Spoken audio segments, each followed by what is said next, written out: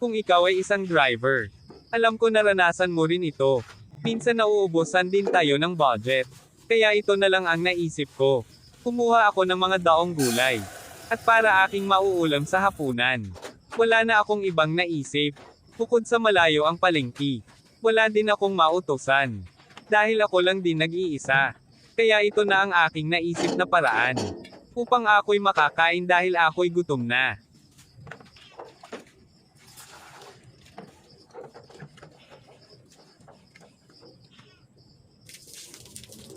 Marami nagsabi na maganda raw ang maging isang driver. Hindi nila alam.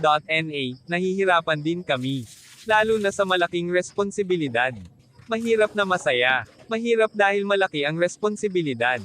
Masaya dahil mapuntahan mo ang lugar na hindi mo pa napuntahan.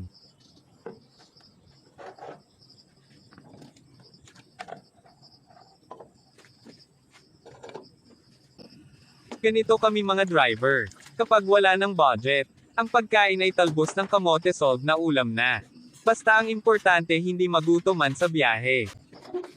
Minsan naranasan ko rin na walang makain sa biyahe lalo na kung kami ay matatagalan sa aming delivery area.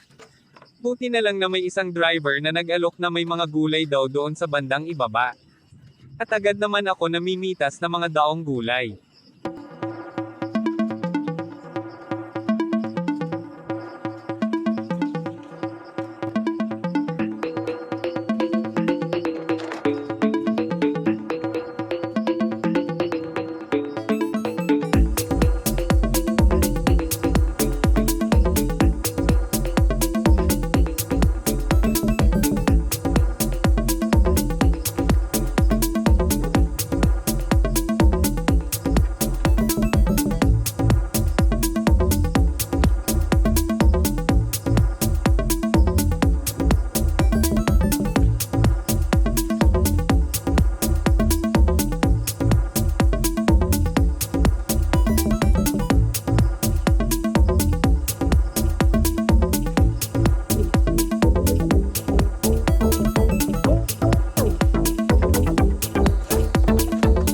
Thank you for watching.